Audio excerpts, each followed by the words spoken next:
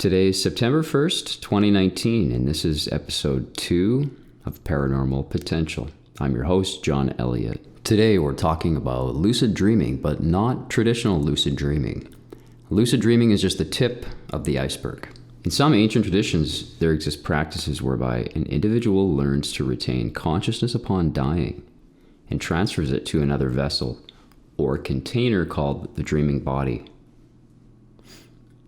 What I'm about to tell you took place in Salt Lake City in the year 2001. I had gone to visit my grandparents and spend a couple weeks with them. Ultimately, it was my intention to use the time I had there to focus my abilities on learning how to lucid dream. What happened was more than I could have ever expected.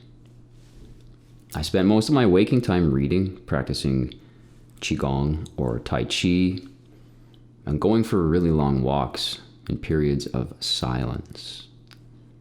This is one of the best ways to gather energy required for lucid dreaming. I was at the time keeping a dream journal to help with dream recollection, and after a week or so, my dreams started gaining a special kind of clarity. They became intricate, more detailed, and extremely alive and vibrant. I would wake up recalling everything perfectly and go back to sleep, start dreaming again. Then I noticed a feeling in my dreams that wasn't there before, like I was supposed to be doing something, but I couldn't remember what. Eventually, one night, I got it. What happened next was not only a lucid dream, but a visitation to a full-blown alternative reality. I find myself in a sweat lodge. I look around and notice small pools of water everywhere. Present, there are 2 Native American gentlemen, but I don't look directly at them, although I can sense them looking at me.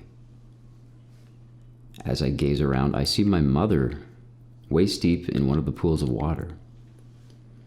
Suddenly, in the blink of an eye, I'm beside her at the pool when a crocodile comes thrashing towards her. I reach in and pull her out.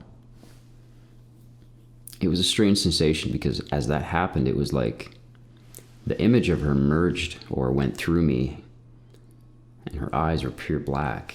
At that point, the dream scene vanished, and I went into a void for a moment. Then, I woke up. I was completely aware and yet very disoriented. I realized I was standing somewhere I had never been before. As I trained myself, I brought my hands to the level of my eyes, and I had the astonishing realization that I was fully indeed 100% awake in my dreams for the first time. Fear struck me, but suddenly I had the urge to turn to my left. And behind me, I saw a Native American man sitting on a beautiful white horse. He had jet black eyes and he was wearing a headband. When our eyes met, I suddenly knew deep within my being that I was going to be okay. My panic subsided and I felt an ease wash over me.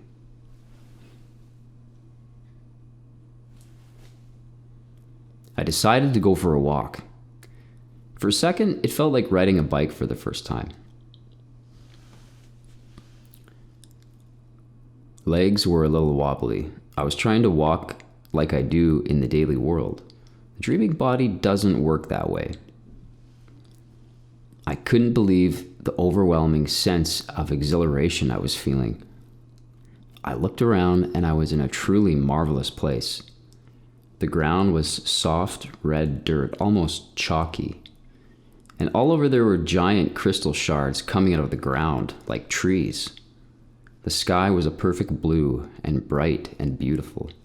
I marveled at the beauty I was witnessing as I walked for a good while, just taking it all in. And then suddenly I felt like I was running out of time. I came to a small castle-like structure with a large set of steps leading up to large wooden doors.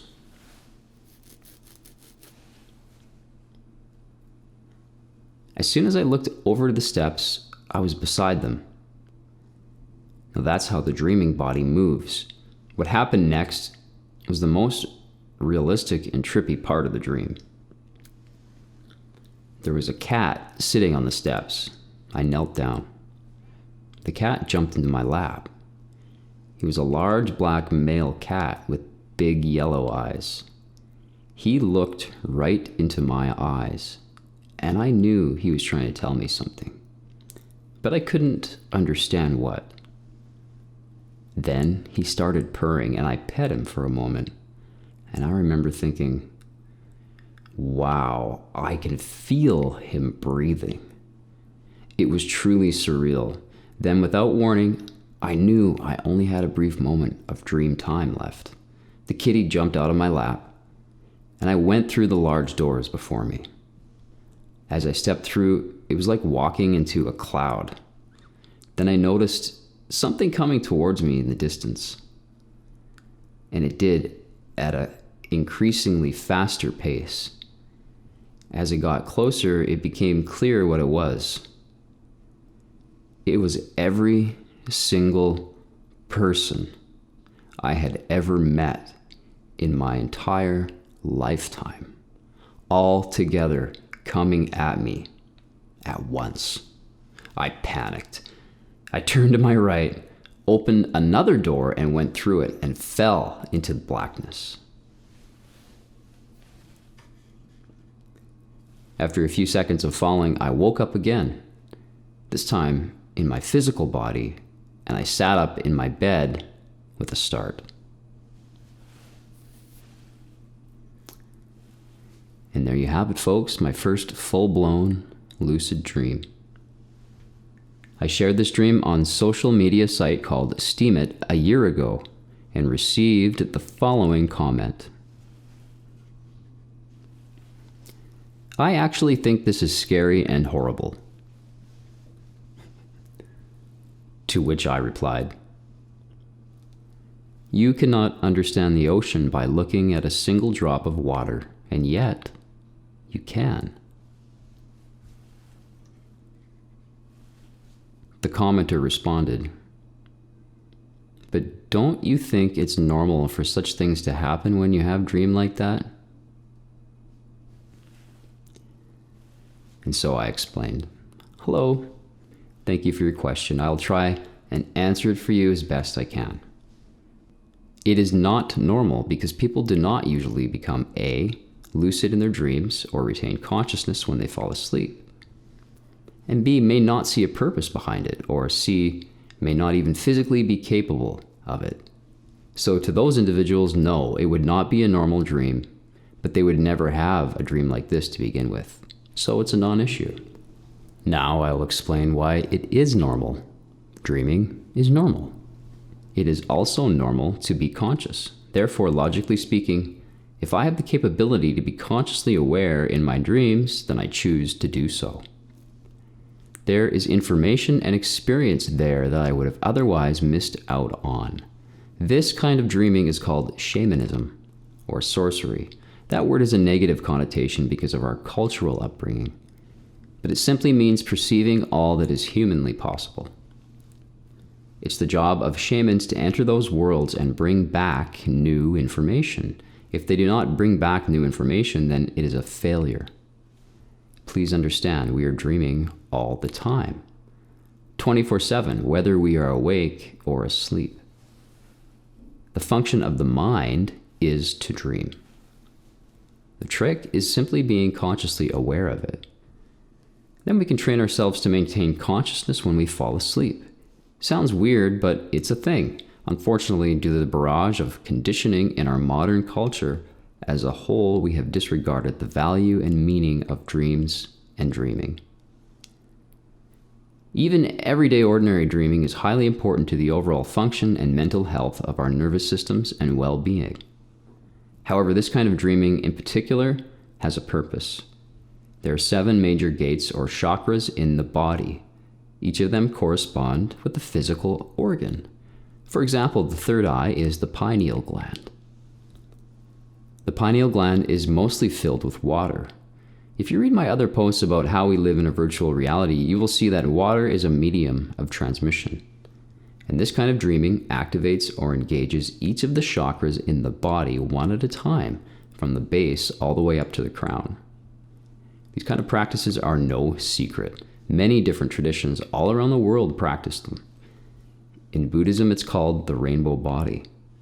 The Mayans called it jaguar time. Modern researchers such as Stephen LaBerge have done years and years of fantastic scientific research on lucid dreaming.